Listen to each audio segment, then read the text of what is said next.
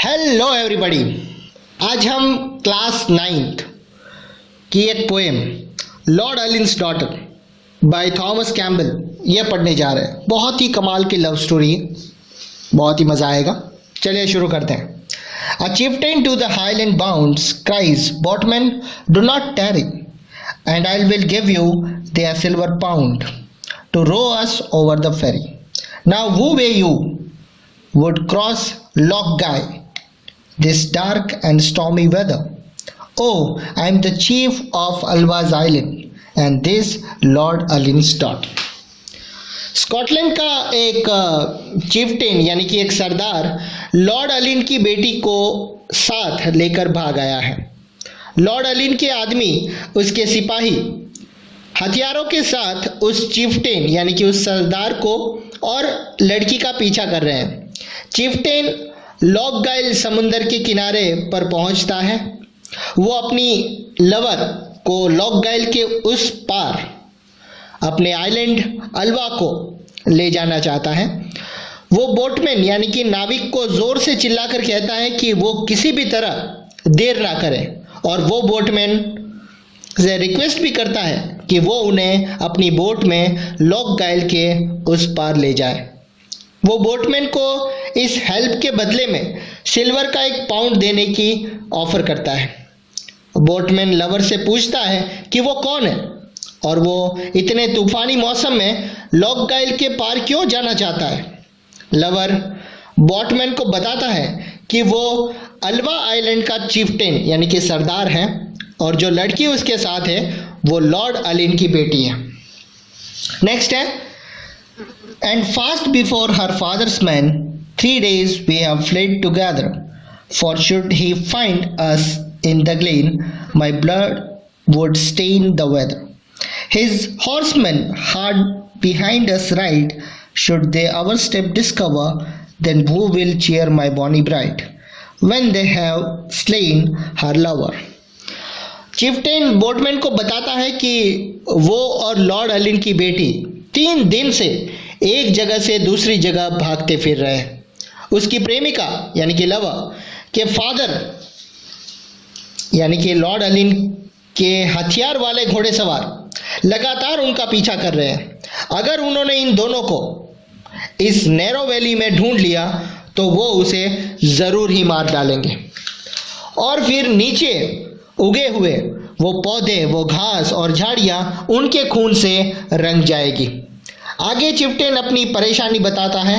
वो पूछता है कि लॉर्ड अर्लिन के आदमियों द्वारा उसके मारे जाने के बाद उसकी सुंदर और आकर्षक चार्मिंग एंड बिलव्ड प्रेमिका को कौन कंसर्ल और कंफर्ट यानी कि कौन सांत्वना यानी कि भरोसा और कौन उसे खुशियां देगा। नेक्स्ट है कि out spoke the hardy Highland wight, I will go my chief, I am ready, it is not for your silver bright but for your winsome lady, and by my word the bonny bride in danger shall not tarry, so though the waves are raging white I will row you over the ferry. इसमें चिफ्टेन और उसकी lover जितनी जल्दी हो सके lock गाइल के उस पार जाना चाहते हैं। लॉर्ड अर्लिन उनके हथियार वाले घोड़े सवार उनका पीछा कर रहे हैं, इसलिए चिफ्टेन बोटमैन से कहता है कि वो अपनी बोट में जल्दी से उन्हें वहां ले जाए। वो उसके काम के बदले में उसे चांदी का 1 पाउंड देने का वादा करता है। ये सुनकर बोटमैन चिफ्टेन से कहता है कि वो ज़रूर ही उनकी मदद करेगा।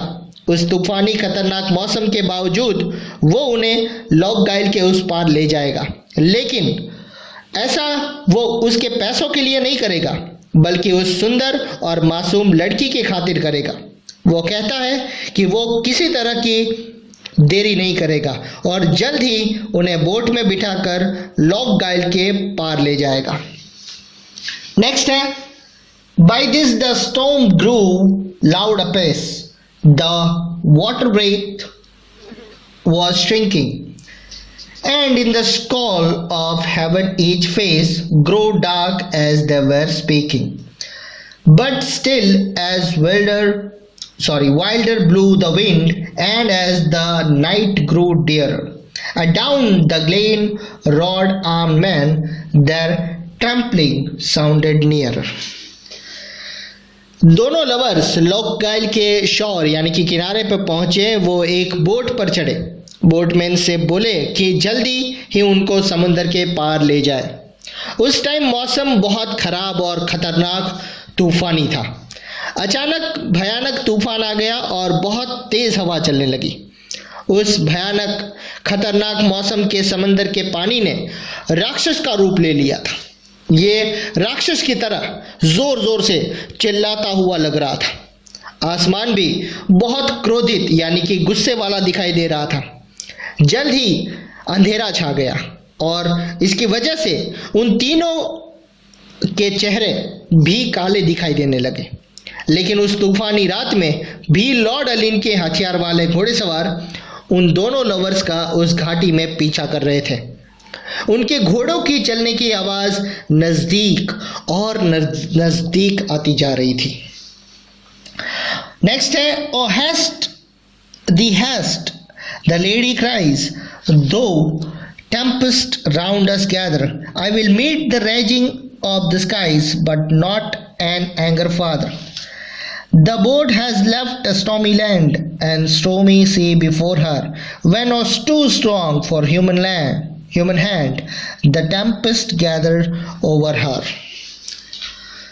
लॉर्ड अलिन की बेटी अपने फादर के घोड़े सवारों को उन तक पहुंचते देखती है।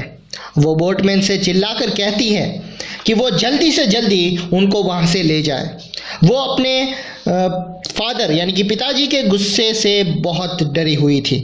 उसके पिता इसके लिए गुस्सा है क्योंकि वो अपने फादर की इच्छा के अगेंस्ट अपने लवर के साथ भाग आई थी। इसलिए वो बोटमैन से जल्दी चलने के लिए कहती है। वो कहती है कि वो अपने गुस्सेल पिता का सामना करे, उससे अच्छा है कि वो खतरनाक और भयंकर तूफान का सामना करे। बोटमैन उन्हें बोट में तूफानी यानी कि गुस्से से लाल वो फादर से दूर ले जाता है। लेकिन अब उन दोनों लवर्स के सामने तूफानी समंदर है। तूफान इतना खतरनाक और भयंकर हो गया है कि इस पर बोट ले जाना बिल्कुल आसान नहीं है। ये बहुत ही भयंकर और बहुत ही आक्रामक हो गया है। And still they rode amidst the roar of water fast prevailing. Lord Aline reached that fatal shore. His wrath was changed to wailing. For sore dismayed through storm and shade, his child he did discover. One lovely hand she stretched for aid, and one was round her lover. तो उन lovers की boat तूफानी समंदर में फंस गई थी। उनकी बोट को गरजते पानी ने चारों ओर से घेर लिया था। हकीकत में बोट को आगे ले जाना बहुत मुश्किल हो गया था। जल्द ही लॉर्ड अलिन खुद अपने आदमियों के साथ उस किनारे पर पहुंच गया। लेकिन उसका गुस्सा चिंता में बदल गया जब उसने अपनी बेटी को खतरनाक लहरों के साथ लड़ते हुए देखा। आखिर वो उसके फादर हैं, चिंता तो होगी। तूफान उसकी ब्यूटीफुल और प्यारी सी बेटी को निगलने जा रहा था। उसने देखा कि उसकी बेटी का एक हाथ उसकी ओर हेल्प के लिए फैला हुआ था और दूसरा हाथ उसने अपने लवर को पकड़ा हुआ था। लास्ट है come back, he cried in grief across this stormy water, and I'll forgive your Highland chief. My daughter, oh my daughter, twas vain, the loud waves lashed the shore. Return or aid preventing, the water wild went over his child, and he was left lamenting. तो Lord अलिन ने अपनी बेटी को खतरनाक लहरों से लड़ते हुए देखा। वो चिल्लाया। उसने अपनी बेटी से कहा कि वो तूफानी समंदर में से बाहर आ जाए। उसने उससे वादा किया कि वो उसके स्कॉटिश चिप्टेन यानी कि उसके लवर को भी माफ कर देगा, बस वो वापस आ जाए। लेकिन अब इन सब का कोई मतलब नहीं था। एक तूफानी लहर उसकी बेटी को उसकी आंखों के सामने ही बहा कर ले गई। समंदर समुद्री तूफान ने उन दो लवर्स को अपनी चपेट में ले लिया। अब लॉर्ड अलिन अपनी सुंदर बेटी की मौत पर आंसू बहाने से ज़्यादा, दुख मनाने से ज़्यादा कुछ नहीं कर सकता था। Thank you so much student.